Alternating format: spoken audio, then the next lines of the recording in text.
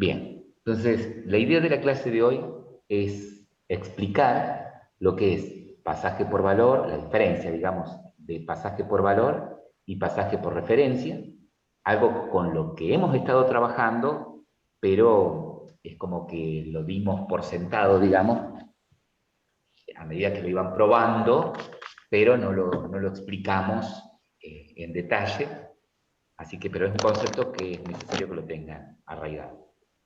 Y luego, al terminar la clase, vamos a trabajar con otro tipo de datos, otra estructura de datos, se llaman los estructuras, o struct, algo así como una clase, pero mucho más sencilla. ¿Sí? Vamos a ver en qué caso se usa y cómo se usa puntualmente. ¿Sí? Bueno. Bien.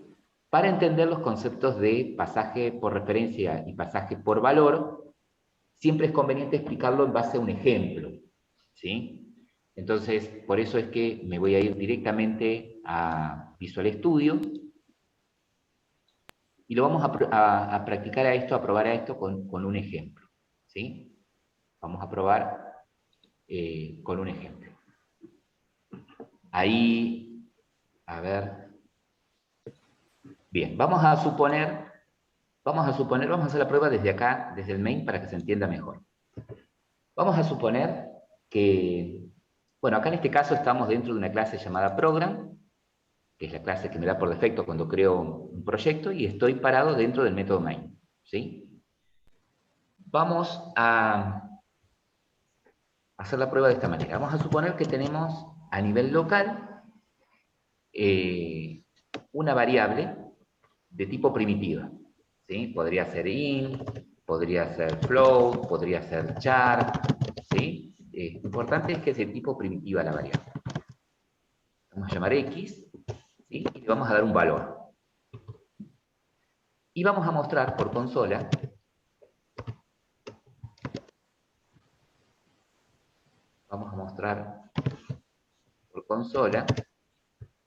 el estado de esa variable. Vamos a poner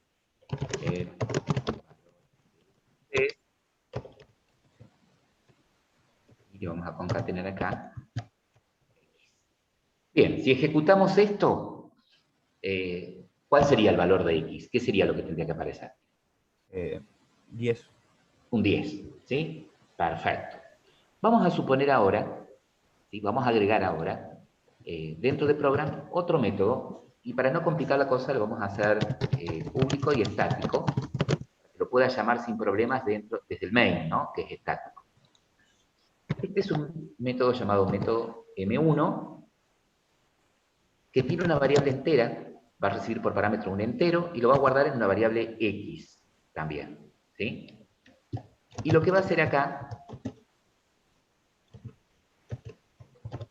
y no retorna nada, lo vamos a poner esto. Y lo que va a hacer acá, lo que va a suceder acá, es al valor de x que recibe por parámetro, dice que el valor de x es igual a lo que tiene por 2, ¿sí? A lo que tiene por 2. Entonces, lo que vamos a hacer ahora es, desde el main, vamos a llamar este método m1 y le vamos a pasar este x que tenemos dentro del main. Y luego vamos a volver a mostrar el estado de x. ¿Qué les parece a ustedes va a aparecer después de esta llamada al método? Y 20. Bien, ese es un error común. Y acá viene la diferencia. Fíjense en esto. Cuando yo le paso al método el contenido de una variable primitiva, lo que paso es una copia del valor que tiene en este momento la variable x, ¿sí? Es decir, Bien. que lo que le estoy pasando acá explícitamente es el 10, ¿sí? Luego, a nivel local, dentro del método M1, lo que va a suceder es esto. A esta variable x, que es local al método, esta x, nada que ver con aquella x, a esta variable x le copia el 10 y lo que hace es, a esa variable x, ¿sí? Dice que vale lo que tiene por 2. Pero el estado que está modificando es el de esta variable x local. No estoy modificando la x que está en el main, ¿sí? Por lo tanto, como pasé una copia del valor de x, como acá pasé una copia de lo que tiene este x, lo que voy a visualizar también acá es 10. Ah, claro. ¿Sí? Lo que voy a visualizar ahí es 10. Vamos a probar, a ejecutar esto. Que voy a hacer así porque si no me van a ver la ventanita. Compilo y ejecuto.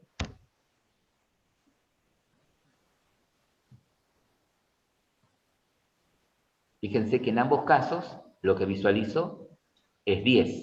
¿Sí? Sí, sí. Entonces, cuando yo paso por parámetro, el estado de una variable que es primitiva, lo que paso es una copia del valor de esa variable. ¿Sí? Es un pasaje por valor. Es como si acá esta variable, en lugar de llamarse X, hubiese llamado Y. ¿Sí?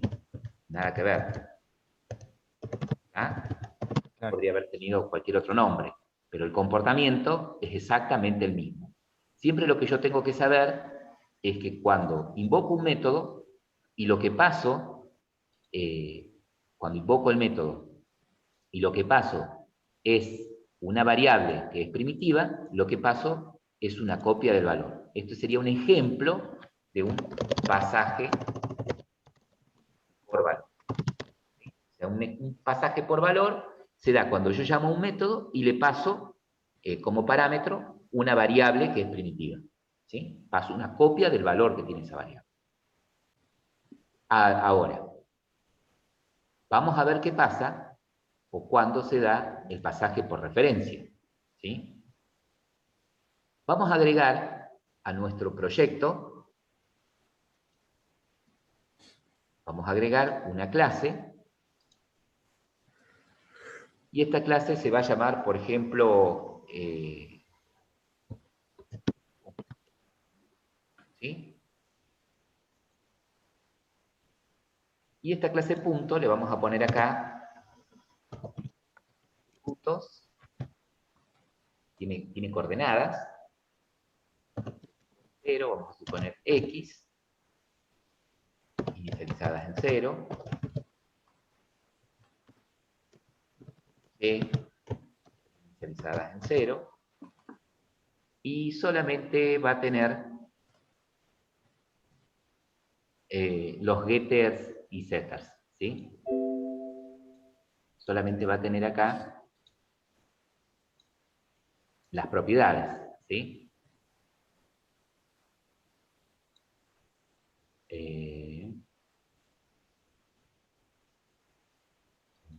Campos, usamos propiedad, y ya que estamos, también creamos un constructor.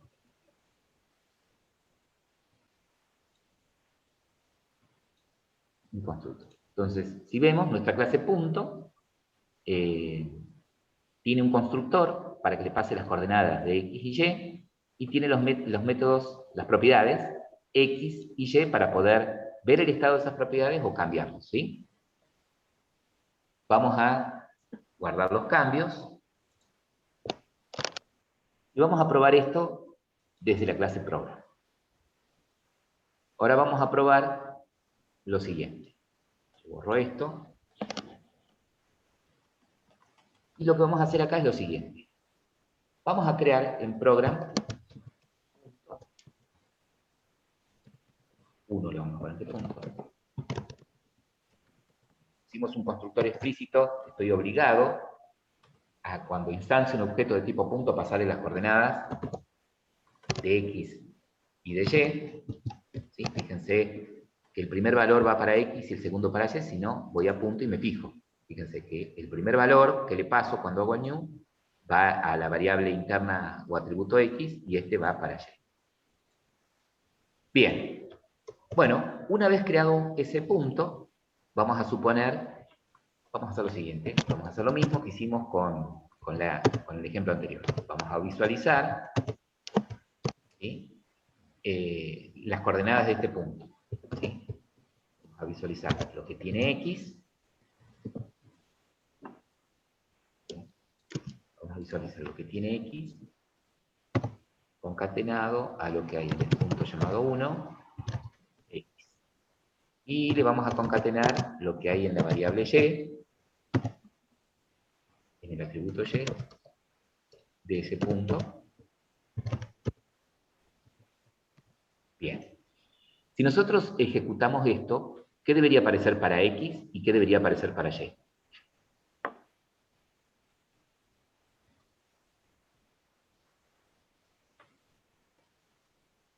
¿Mm? Para X20 y para Y50.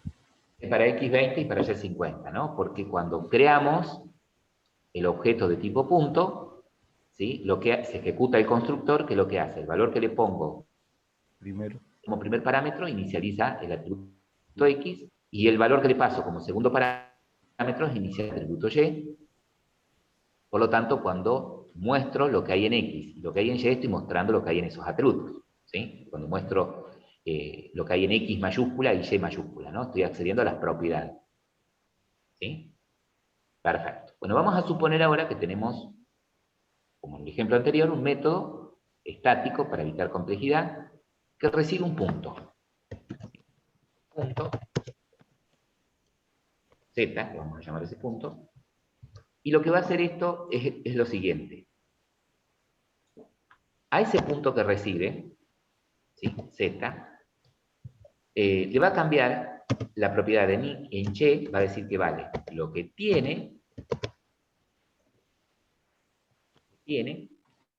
más 20, o sea que corre 20 lugares en la posición X de ese punto, y lo mismo va a hacer con ese punto en la posición Y.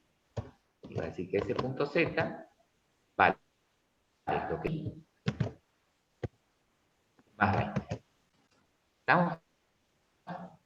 Y ahora lo que quiero hacer es, desde el main, llamar a ese método M1 y le paso por parámetro este punto. ¿Sí? Fíjense que M1, el método M1 está esperando un elemento de tipo punto. ¿Sí? Bueno, acá le paso 1, que es un objeto de tipo punto. Entonces estoy cumpliendo, por eso compila. Ahora bien, después de la llamada al método, voy a visualizar el estado de X y de Y. ¿Qué te parece, o qué les parece, aparecerá después de ejecutar este método? ¿Cuánto valdrá X y cuánto valdrá Y?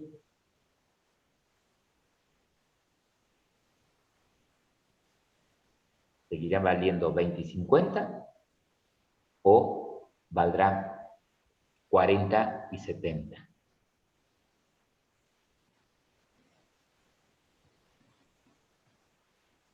¿Qué dicen ustedes?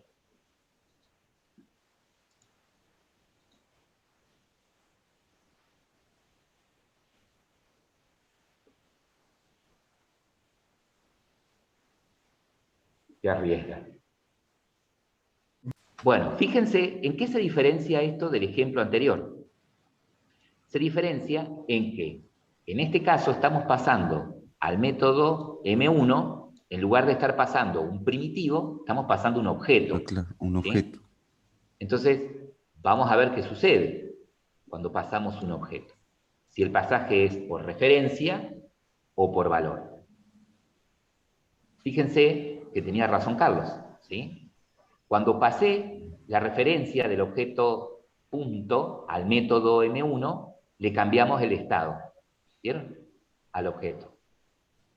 Le cambiamos el estado. ¿Qué quiere decir esto? A ver, para que se entienda mejor. Cuando se ejecutó, cuando se ejecutó acá esta línea, la línea 9, ¿sí? Cuando nosotros explícitamente le dijimos que queríamos crear un objeto de tipo punto, en la memoria RAM se creó un objeto punto que internamente tiene dos atributos, ¿no? X e Y. X inicializado con 20 e Y con 50. ¿Ok? Todo bien. Después de crearse el objeto, y de inicializarse las variables, le devuelve a 1 la dirección de memoria en donde se encuentra ese objeto. Quiere decir que como 1 es una variable de tipo objeto, ¿sí? Lo que guarda no es un valor, sino lo único que guarda es la dirección de memoria en donde se encuentra el objeto. ¿Ok? Entonces lo que hacemos acá, en la línea siguiente, es pedirle a 1 que muestre el estado que tiene X, ¿sí? Le pedimos que muestre el estado que tiene X del objeto al que está apuntando la variable 1. Nos muestra en la primera instancia 20, y lo mismo hacemos con Y, y nos muestra que en ese momento el objeto tiene 50. De ahí, todo perfecto. Cuando llamamos, luego, al método M1, y le pasamos la variable esta, 1, que está apuntando al objeto, lo que le estamos pasando es la dirección de memoria a ese objeto. ¿Sí? ¿Qué quiere decir? Que cuando se invoca el método M1 y se ejecute la línea 15 del método M1, esta variable Z también está apuntando al mismo objeto al que apunta la variable 1. ¿Sí? Le pasé la dirección de memoria. Entonces, lo que yo haga acá dentro del método M1, con ese objeto, ¿sí? Afecta al mismo objeto que también está viendo desde el main la variable M1. ¿Sí? Después de que se termina de ejecutar el método M1, y pido en la línea 12 mostrar, ¿sí? Cuando se ejecuta el método M1, vamos a hacerlo bien. El método M1, y le pido que a lo que hay en X le sume 20, entonces acá en X, este que tenía 20 vale 40. Cuando le pido acá adentro que lo que hay en Y aumente a 20, bueno, este Y que tenía 50 pasa a 70, ¿sí? Recuerden que Z está apuntando al mismo objeto al que apunta la variable 1. Cuando termina de ejecutarse el método M1 y vuelve a la línea 12, continúa la ejecución con la línea 12, muestra lo que hay actualmente en X y lo que hay en Y, apuntado por la variable M1. ¿Sí? Entonces, cuando yo paso, o sea, cuando invoco un método, y lo que paso por parámetro es un objeto, lo que estoy pasando es la dirección de memoria de ese objeto. ¿Sí? Entonces, todo lo que yo haga dentro de ese método, con ese objeto, lo ven todas las variables que lo referencian. ¿Sí? Porque fíjense que estoy hablando de un único objeto. Nunca se creó un objeto nuevo. ¿Sí? ¿Se entiende? Ese es un ejemplo clásico, ese es un ejemplo de pasaje por referencia. Yo tengo que entender que cuando invoco un método y le paso como parámetro un objeto, ¿sí? Estoy pasando la copia, le estoy pasando, perdón, la dirección de memoria de ese objeto, y todo lo que ese método haga con ese objeto, lo van a ver, ¿sí? O sea, lo pueden acceder, lo van a ver, o va a repercutir en todas las variables que estén apuntando a ese objeto, ¿sí? El objeto es único. ¿Se entiende hasta ahí? O les hice una ensalada. Sí, se entiende. En pocas palabras, lo que hemos venido haciendo ocultamente esto. Exactamente, que es lo que dije al comienzo, Carlos, ¿sí? Que son cosas que hemos venido haciendo y que dábamos por sentadas, pero que ahora las vemos formalmente, ¿sí? Para que caiga la ficha de lo que sucede, ¿no? Y entiendan el comportamiento de esos métodos a los que ustedes le pasan un objeto y de pronto esos métodos cambian el estado del objeto, entiendan qué es lo que está pasando, ¿no? Internamente. ¿Sí? Bien.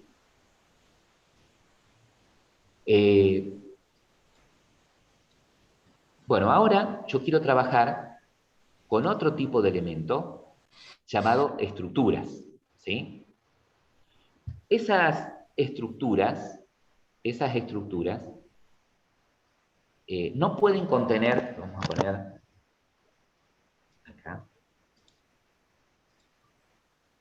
vamos a trabajar con otros tipos de elementos llamados struct, el comienzo, o estructuras. Son algo parecido a una clase, ¿sí? Solamente que son más sencillas. ¿Ah? Entonces, un struct no puede contener constructores sin parámetros, es decir, yo no puedo crear un struct, como básicamente es como una clase, puede tener constructor, ¿sí? Pero no puede tener un constructor por defecto, no podría tener un constructor sin parámetros, ¿sí? Los atributos que tiene, ¿sí?, no se pueden inicializar por defecto. ¿Vieron cómo recién en la clase punto nosotros habíamos inicializado a los atributos X y Y con un estado 0? ¿Sí? Bueno, en este caso, los atributos de un struct no se pueden, no se pueden inicializar, ¿sí? Los atributos de una estructura no se pueden inicializar. Puedo crear un struct sin necesidad de usar un new, ¿sí? Esa es otra diferencia con respecto a las clases. Y no pueden heredar de otro struct, ¿sí?, ni implementar una interfaz. Esa es otra cosa, otra característica que tienen los structs. Y bueno, entonces ustedes dirán, ¿para qué los tengo? Bueno, vieron que hay veces en las que ustedes necesitan en el proyecto representar de alguna manera un conjunto de datos que describen una entidad, ¿sí? Pero no tienen funcionalidades, ¿sí? No tendrían métodos, ¿tá?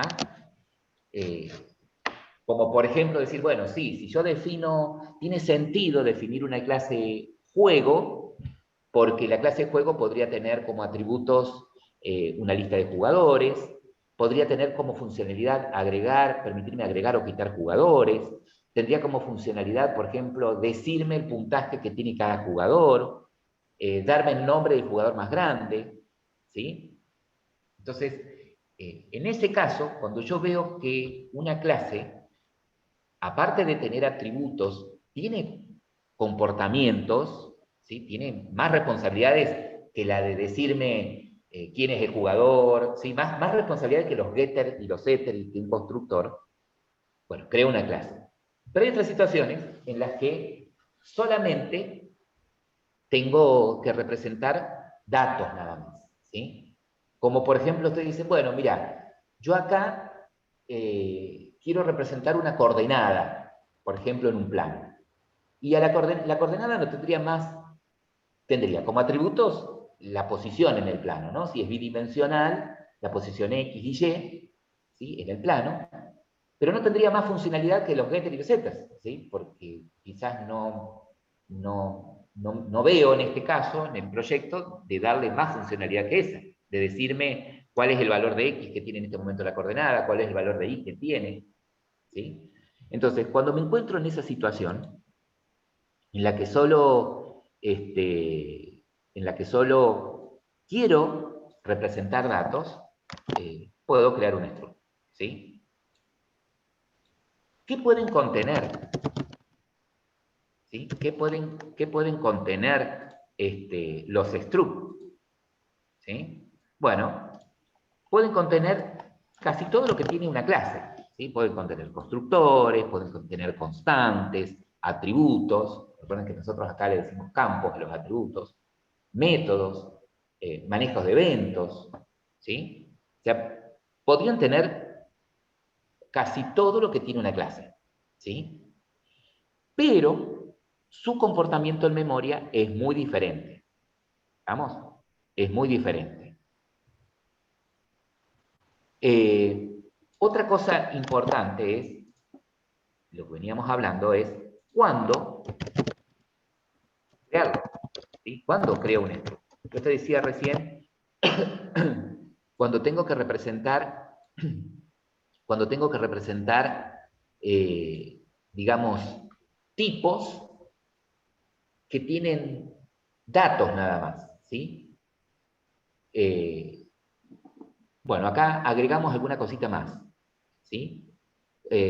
Representan, dice, cuando quiero representar lógicamente un valor único, ¿sí? Igual que como cuando ustedes quieren representar, por ejemplo, un tipo entero, un tipo float, ustedes dicen, bueno, yo tengo una edad, ¿sí?, es un tipo único, tengo un apellido, ¿sí? Bueno, de esa misma forma yo creo una estructura. Cuando yo digo, bueno, tengo un punto, por ejemplo, para no crear una clase punto, en la que necesitan nada más saber del punto el valor X, el valor Y de ese punto, bueno, puedo crear una estructura. O cuando quieren representar, por ejemplo, un archivo, y decir, bueno, mira, yo quiero representar un objeto de tipo archivo, un elemento de tipo archivo, y para mí un archivo tiene el nombre, la fecha de creación, el tamaño que ocupa y la posición en disco, ¿sí? Nada más. ¿Ah? Entonces, para no crear una clase que en memoria ocupa más espacio, bueno, puedo utilizar un struct, ¿sí? A diferencia de una clase, a diferencia de una clase, lo que yo creo con un struct no es un objeto, podríamos decirlo de esa manera, ¿sí? Ya que su comportamiento en memoria es totalmente distinto. Pero como, bueno, dije al comienzo, a veces un ejemplo vale más que 1000 palabras, ¿no? Bueno, vamos a crear, a ver si me deja, vamos a agregar un nuevo elemento, pero esto sería un struct, ¿sí? A ver si tengo acá.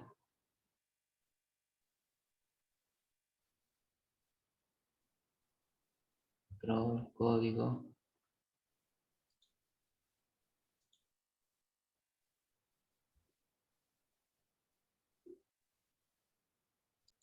Bueno, creamos una nueva clase llamada coordenadas.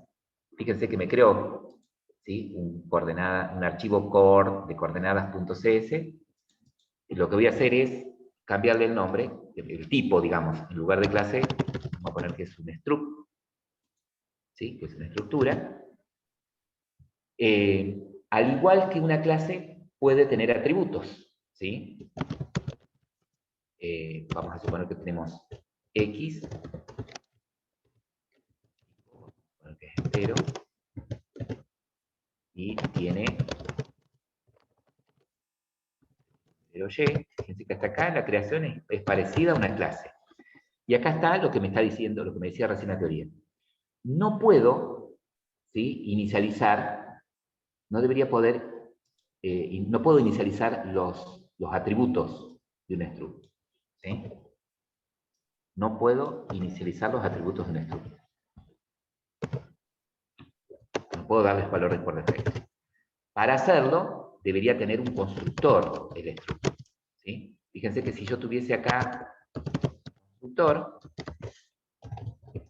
te digo, bueno, yo quiero que me permita crear un struct, ¿sí? Que me permita crear un struct sin datos y yo inicializarlos explícitamente. Es decir, que X vale 20, por ejemplo, y que Y vale 40, por ejemplo. ¿Sí? Pero tengo otra contra, que no puedo crear un struct sin un constructor explícito. ¿Sí? Es decir, tengo que crear un struct en donde reciba por parámetro los datos. ¿Sí?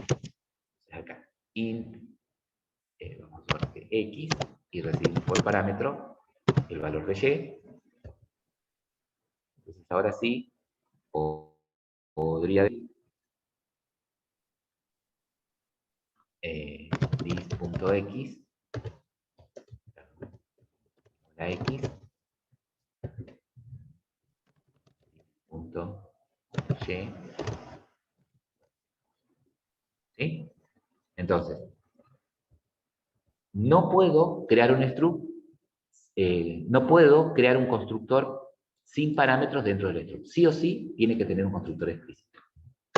Fíjense que también estoy representando el encapsulamiento, los atributos son privados, ¿sí?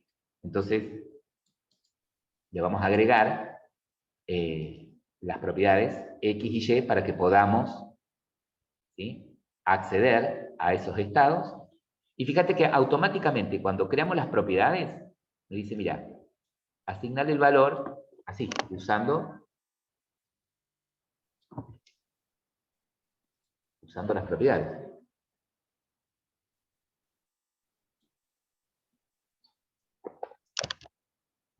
¿Qué pasa acá?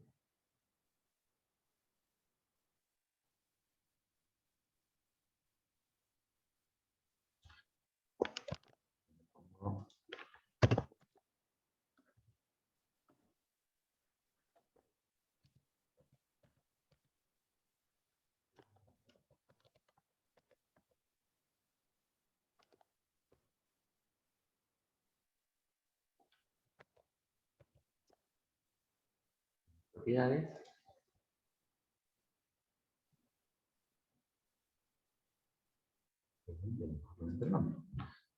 Acá, x es igual a x es igual a xx y y, el atributo y es igual a y. Ahí está.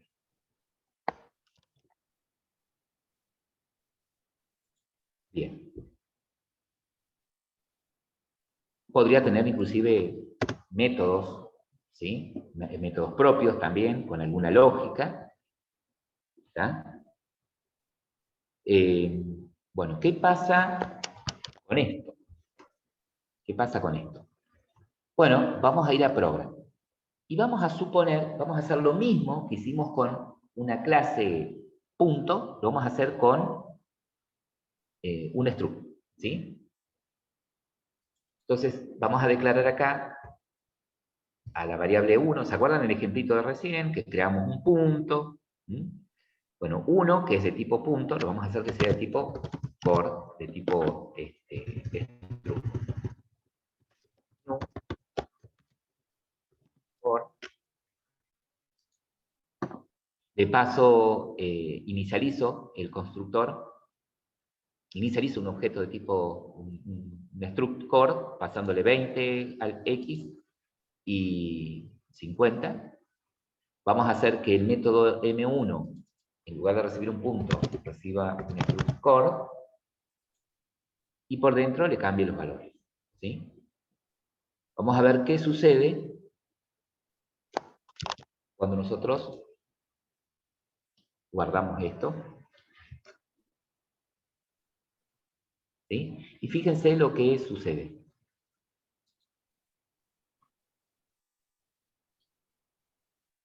Cuando, ¿qué notaron de diferente? A ver, analicemos. Con esto, supuestamente creamos un objeto de tipo CRUD, porque parece un objeto, ¿sí? Mostramos el estado de sus coordenadas, 20 y 50. Llamamos al método M1 y le pasamos la referencia de ese objeto. Por dentro le incrementa 20 a X y le incrementa 20 a Y. Pero cuando vuelve y muestra, ¿sí? No modificó nada. ¿Pero por qué les parece a ustedes? ¿Cómo fue el pasaje? ¿Fue por referencia o fue por valor? Por valor. Fue por valor, ¿sí? ¿Por qué? Porque cuando, a ver si encuentro el anotador, cuando hicimos esto, ¿sí?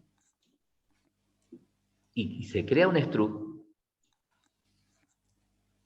¿ah? Uno lo que guarda es, lo guarda como un valor, en lugar al struct, en lugar de crearlo en el heap, en el área de memoria donde se crean los objetos, lo crean en la misma área de memoria donde se guardan las variables primitivas, por decirlo de alguna manera, las variables simples, ¿sí? Entonces, lo que guarda uno, ¿sí? Es directo, ¿sí? Y cuando yo lo llamo, ¿sí? Cuando yo llamo al método M1, lo que hace es crear otra copia de un struct y se lo pasa, ¿sí? Le pasa una copia del valor. El método M1 trabaja con esa copia. ¿Estamos de acuerdo? El método M1 acá adentro trabaja con esa copia, ¿sí? No trabaja como cuando trabajo con objetos, con el objeto original, digamos, ¿sí? Entonces, esa es otra gran diferencia de los struct con respecto a las clases, ¿no?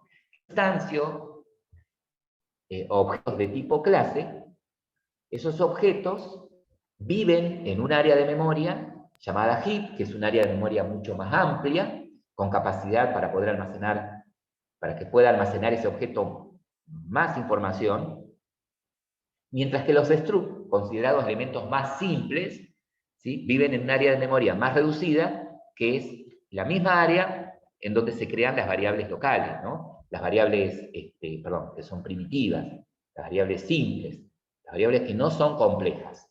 ¿Sí? Entonces, esa es otra de las diferencias con respecto a los struct. ¿Sí? Esa es una de las grandes diferencias con respecto a los struct.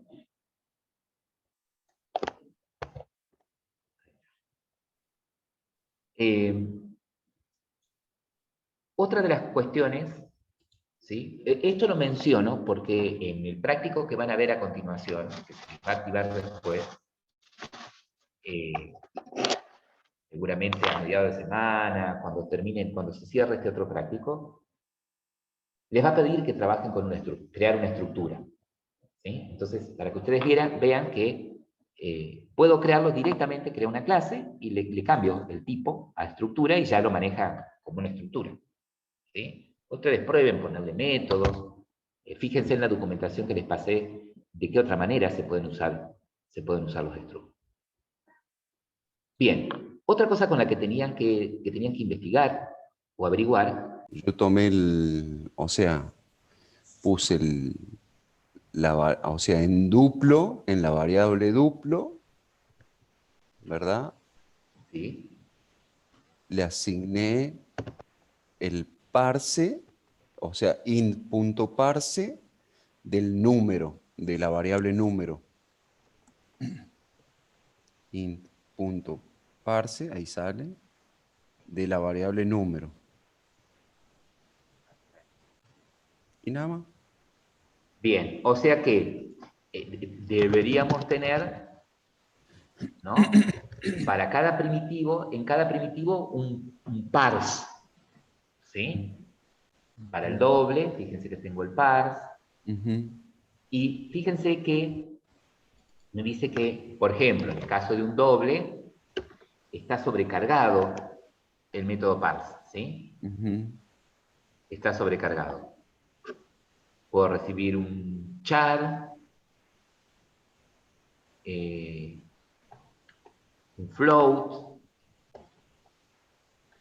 acá está, control click, un parse, la sobrecarga está, que puedo recibir como un objeto de tipo read-only-span o un string con un formato, un string con un estilo, ¿sí? Después habría que ver qué son esas number styles para ver cuando uso el parse, de cuántas formas, ¿no? Nosotros estamos usando el parse de esta manera. Bueno, acá con doble, ¿no? Pero estamos usando el parse con un string directamente, ¿no? Fíjense que cuando usamos...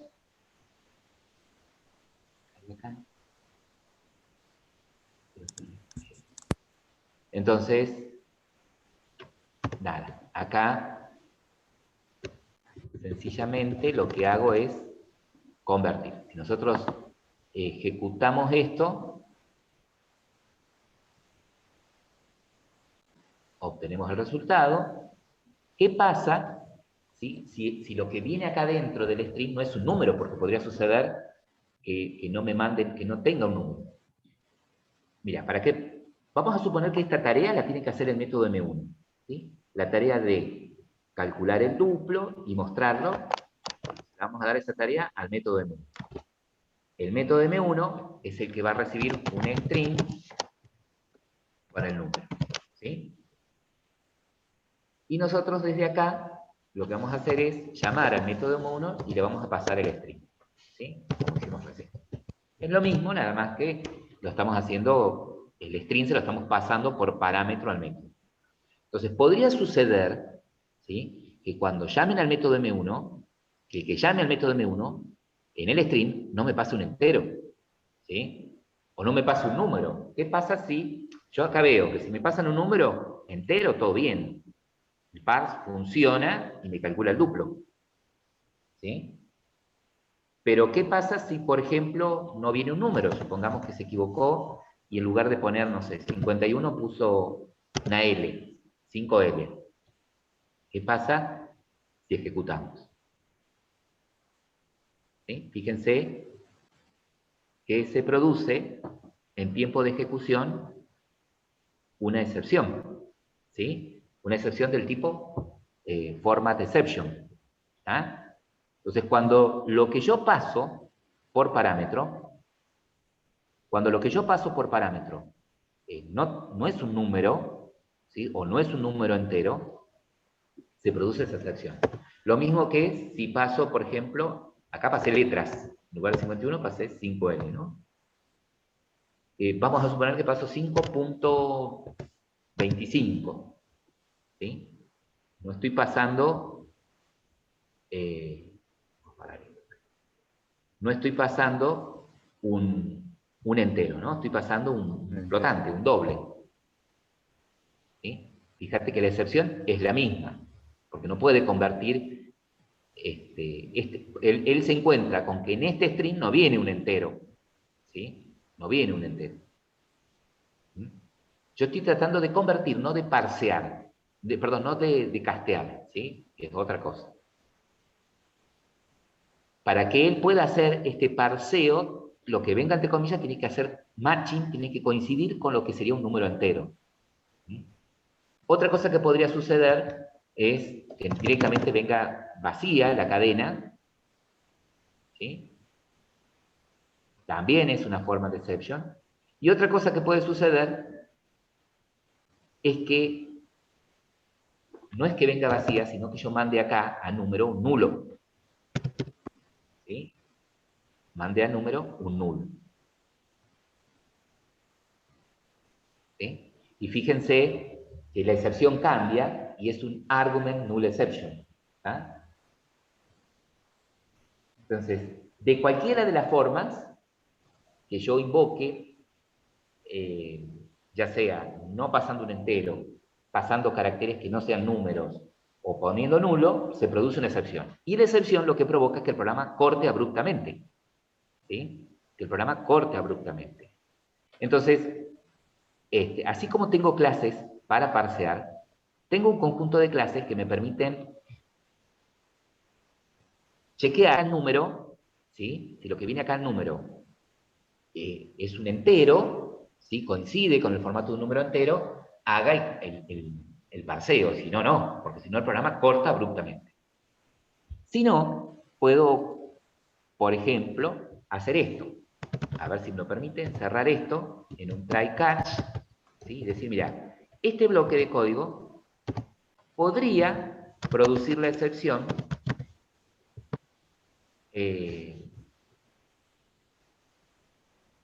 podría provocar una excepción. Y si provoca una excepción, directamente mostrar con un mensaje acá que diga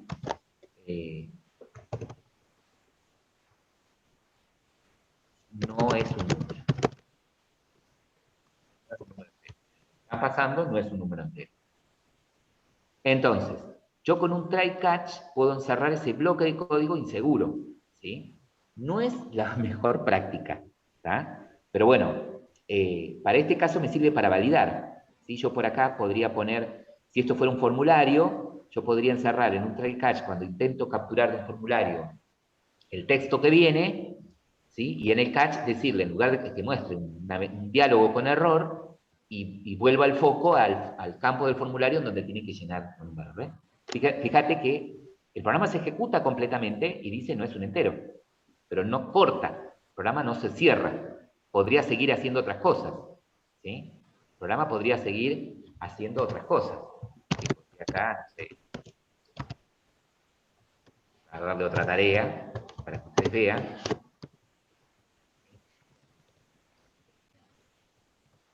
Si yo no hubiese manejado esto con un try catch y se produce la excepción, esta línea nunca se ejecutaría. El programa cierra abruptamente. ¿Sí? Entonces, si lo que paso acá es un número entero, esto se va a ejecutar correctamente. ¿Sí? Esto se va a ejecutar correctamente.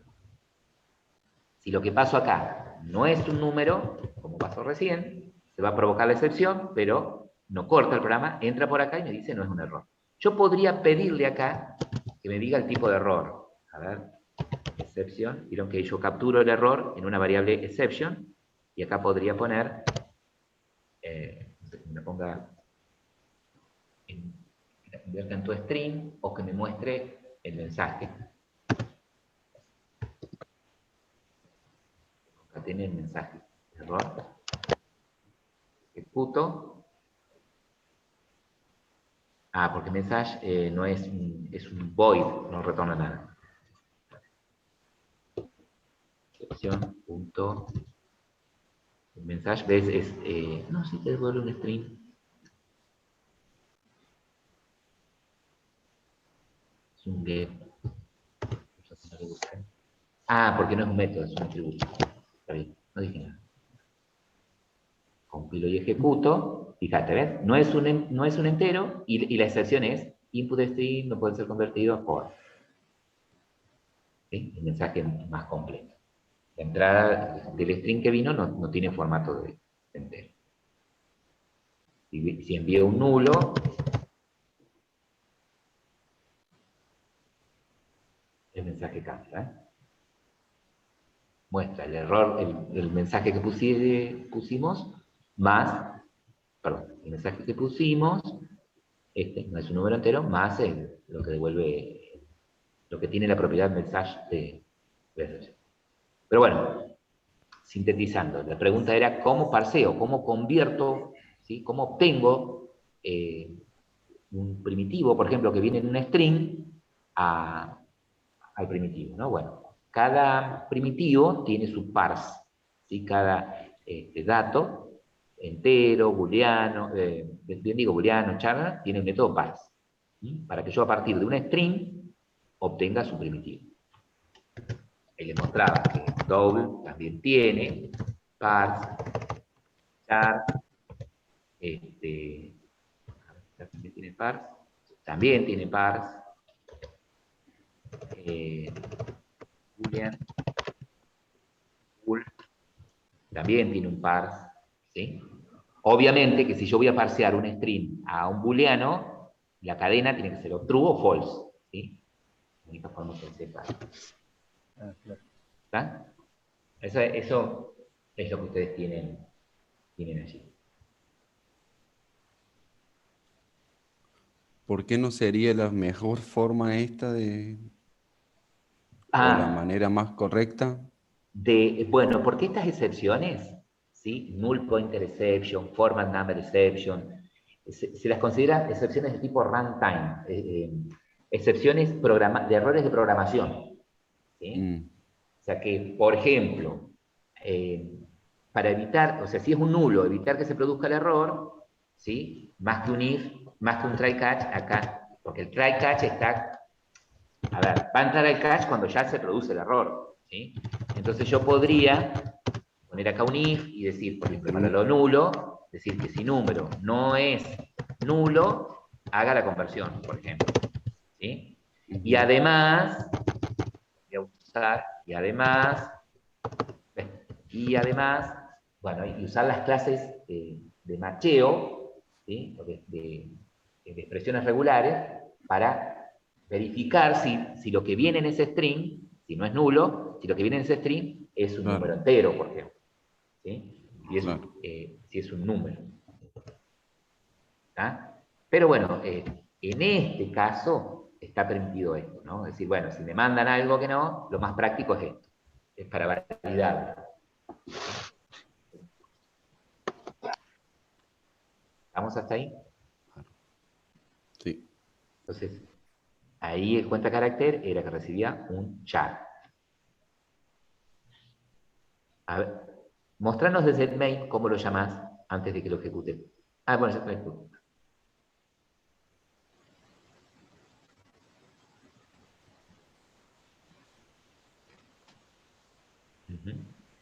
Claro, ahí, mirá, en la línea Está mal. 29 te da el error ahora, ¿ves? Cuando le pases la O, entre comillas simple, porque es un char. Ujú. Hola, todo está bien, ese está bien. Y el O, esa, la letra La O, O, como es un ese. char, entre comillas simples. Fíjate donde tenés el signo de pregunta, ese. Comillas simples. Entre apóstrofes. Usá el que está donde tenés el teclado, el signo de Ah, preguntas. Ese sería el chat. Eco. Ahí es. está. ¿Ves? Un solo carácter.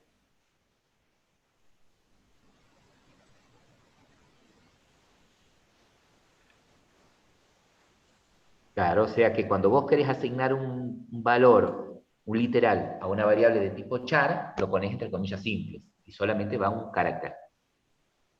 Comillas dobles si es un string, ¿sí? Y es una cadena de caracteres.